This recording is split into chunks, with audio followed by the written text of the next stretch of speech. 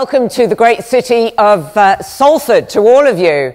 It's fantastic to have TEDx here. It really is, because in many ways, TEDx is what all of this is all about.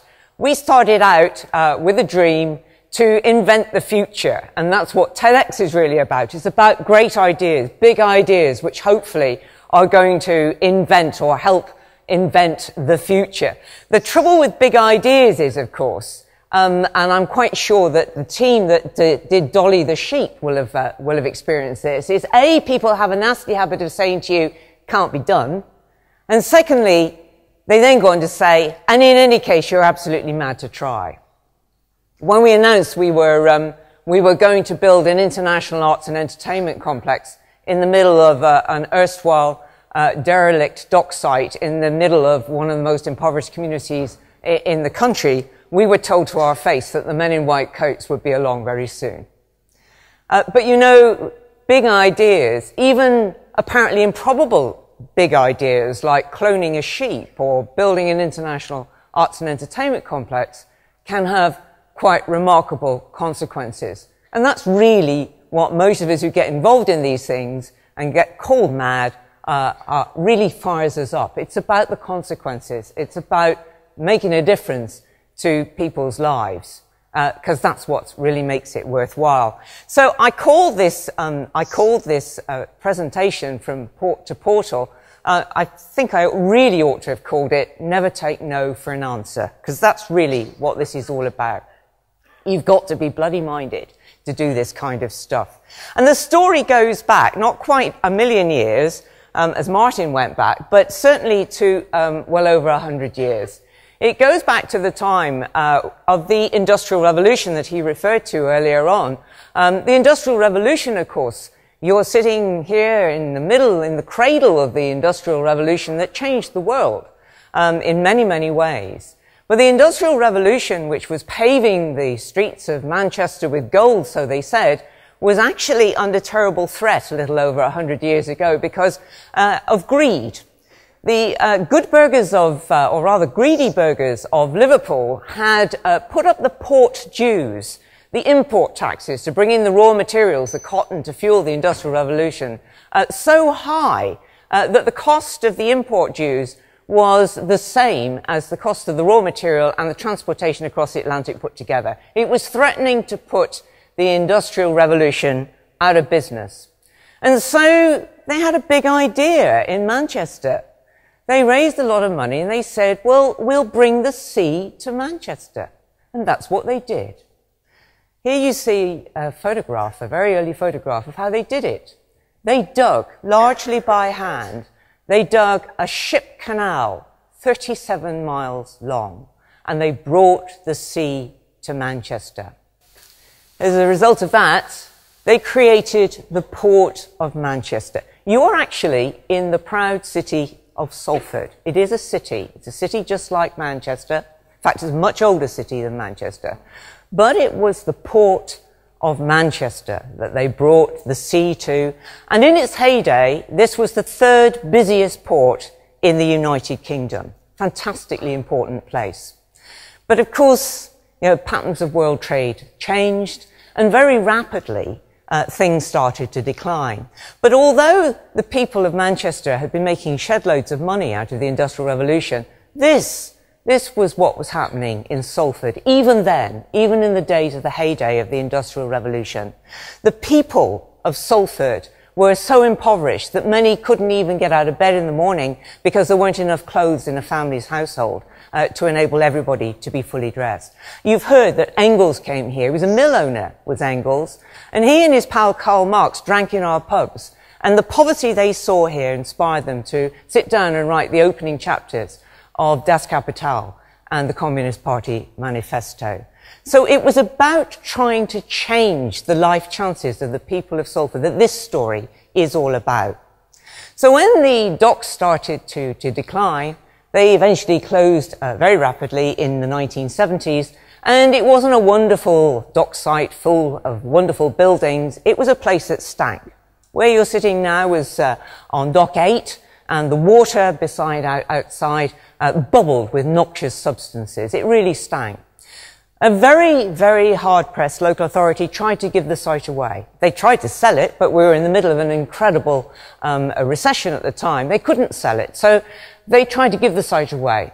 And they found a developer who was going to buy it off, who was going to take it off them, he was going to fill in all the dock basins and turn it into a giant car park. That was the summit of his big idea. And they said something like, on your bike, we'll do it ourselves. And they didn't know how they were going to do it. But they met a visionary architect, a man called Peter Hunter, and together we stood on the dockside of, by now, the closed docks, and Peter said, yes, but look at the sky, look at the water, this could be a marvellous waterside development. And this was pre-Albert Docks in Liverpool, it was pre-London Docks. It was a visionary thing to do. And to cut a very long story short, with £35 million of public investment, to clean up the worst of the infrastructure problems, they levered in £350 million of private sector development money. And that started to kickstart the Keys. But of course, the jobs that were coming in weren't going to local people. The reason why? Well, none of the local people had any of the qualifications or skills necessary for what was now becoming a very different economy. No longer a manufacturing economy, no longer mass production, but suddenly a service economy and about to be an IT-based economy. So what were they to do? Well, you know, local authorities often have a very bad reputation, but sometimes some people can be really visionary. And there were visionary leaders and visionary officials in this local authority, and they looked around the world for examples, inspiration, and they saw the power of arts-based projects in a place called Baltimore. And they decided, that's what we'll do. We will build an international arts and entertainment complex in the middle of Salford, in the middle of a recession. People said we were mad. But why? The local people wanted to know why. They said, we want jobs. We need better housing. We need better schools. We said, yes, we understand that. But actually, the lottery's just come along. And we have this big idea. And this is a key to unlock opportunity, to unlock a better future. And they gave us their confidence, they gave us their trust, and they said, let's do it.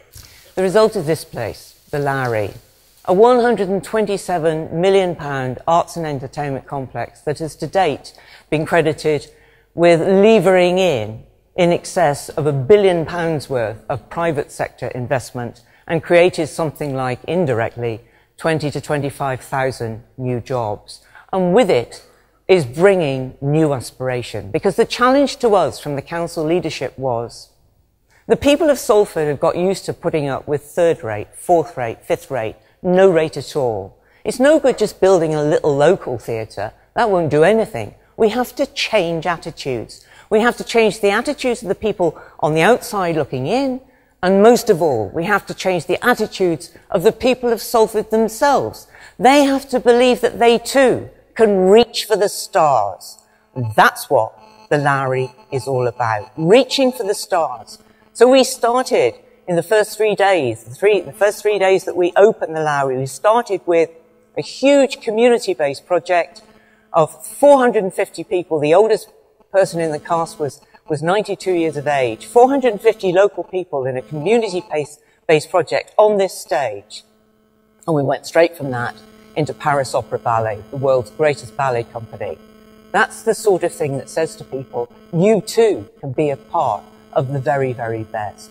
And there isn't a kid in Salford that's not been through these doors at least once, and probably many times besides, as well as many other children from the whole of Greater Manchester. So the local authority said, well, that was good. Now why don't we do something a bit bigger? So we set up Central Salford. We brought in the Imperial War Museum of the North across the way. We started to create a destination out of the Keys. And then we decided that we'd do the whole of the old city of Salford. And that was about, again, working with the people. Because regeneration is not about doing things to people. It's about opening their eyes to possibilities and saying to them, why don't we do something bigger and better? And what would you like? And guess what they said to us? We want somewhere that is vibrant and prosperous, but above all, we want somewhere that is beautiful. They used the word beautiful.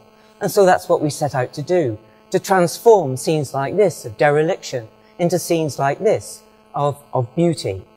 But at the end of the day, it is about people. It's about their futures.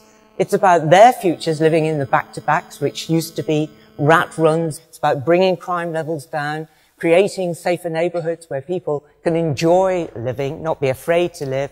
And above all, it's about employment. Because if you don't have jobs, if you don't have wealth creation, then it's very difficult to have a beautiful, vibrant and prosperous future. And so along came the opportunity of the BBC. So why would the BBC come to a place like Salford? Well, the BBC had already decided that it needed to decentralise out of London for political reasons. The licence fee settlement was coming up, and a lot of the backbench MPs were beginning to get very fed up with the BBC being seen as London-centric. But that wasn't the whole of the story. The rest of the story was something very different. They too had been looking around the world at what was going on, and they too saw that change was afoot, and it's called digital. And we were very fortunate. We met another visionary, a man called Professor Mike Jorah from MIT. And together with colleagues at Cambridge University here, they'd identified the emergence of what they call 21st century cities. Places which are deliberately designed, they're not business parks, science parks, but places designed to attract and retain creative people, to invent the future. This is Digital Media City in Seoul. This is Fusionopolis in Singapore. There's about a dozen of them around the world. And so we came up with the concept, let's not build another network production centre for the BBC, as they'd always done. Let's take this opportunity of the BBC and let's create a globally significant media city. And that's what we did. And that's why the BBC came here. Because the BBC wanted a place not simply where the BBC could sit in splendid isolation, but where they too could be a part of inventing the future alongside a whole range of other people who shared their passion for the exploitation of digital. So this is a place which is an urban environment. It has places where you can live, where you can work, where you can play. It has a school, it has a health centre, it has a university, because universities are places full of people with great ideas. You've got to have a lot of universities. Because this man, the Director General of the BBC, who's just stood down, Mark Thompson, he had seen that unless he found a way of remodelling the whole of the BBC, not just moving a chunk of it out of London up to the north, but actually redefining, remodelling the whole of the BBC nationwide, then the BBC's global supremacy was under threat. And so what Media City is all about is actually inventing the future. The BBC own nothing in Media City. They rent everything. They've never done that before. It's a place too where the public is invited to come in on a constantly, because it's the public who have many of the big ideas that will shape our future. Many of the mobile phone companies these days have thrown their doors open, and instead of having boffins sitting behind closed doors, they now have open forum workshops, open innovation, involving not only people like all of you, but people like the youngsters who live on the Odsal estate across the road from here, because they're the ones who know how digital phones really work and the opportunity that you can use with that platform, the opportunities that you have to invent something that you haven't even thought of yet. So Media City is very much about inventing the future. It's enabled the BBC to completely reconfigure. There are now two major hubs. There is London and there is Salford, and then there are the various satellites around what they call the nations, Scotland, Wales, Northern Ireland, and of course natural history still in Bristol. But above all, it's about the BBC rubbing shoulders with Salford University and many other universities. We have a project here called FIRM, Framework for Innovation and Research, which already embraces not just the BBC and Salford University, but Lancaster University, Goldsmiths in London, Cambridge University, and bit by bit it's growing and growing, and if you're not a part of that, then you jolly well ought to be, because it is about inventing the future. their future. The pictures that we sent down to the BBC, the video, which I haven't got time to show you, unfortunately, to accompany our bid, because our bid, of course, was in fierce competition with other bids who wanted this lucrative opportunity of having the BBC as a development project in their area. We were in battle, in competition with 5 other sites across the whole of Greater Manchester. The pictures we sent down, the DVD we sent down to accompany our bid, was made not just by professionals, but by professionals working with these kids. And these kids, and you see young Darren there in the top left-hand corner, these are Salford kids. They're not media students. Darren's claim to fame at the time was the number of times that he'd been excluded from school and the fact that he'd actually been banged up on one occasion by the police for being a naughty boy. That was the summit of Darren's aspiration until he got involved with the community project, which uses media to bring kids like that in off the streets and start to give them a reason to want to be a part of society. These are the people that this is all about. And the reason why we all worked so hard, and it is the people of Salford who have delivered all of this, large numbers of the people of Salford and their leadership and their council officials who put their necks on the block time after time, who took immense amounts of risk, who turned round to the naysayers and said, we believe that we can do this. Those are the people who we should be celebrating. They're the ones who are really responsible for all of this.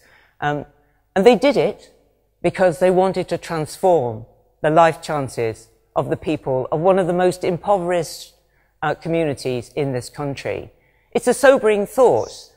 We talk often about poverty in other parts of the world, but still here in Salford, there are people who Lowry would have recognised, people where their households have never had a main wage earner for 3 generations, where the kids have had precious little to look forward to, who've been excluded. Well, all this is about bringing them in and saying to them, you too can reach for the stars. You too can have a future. You too can have a better life. And at the end of the day, that's what having big ideas and having the courage, as the people in their leadership in Salford had, of seeing it through despite the naysayers, having the courage to deliver, that's what it's all about. Thank you very much.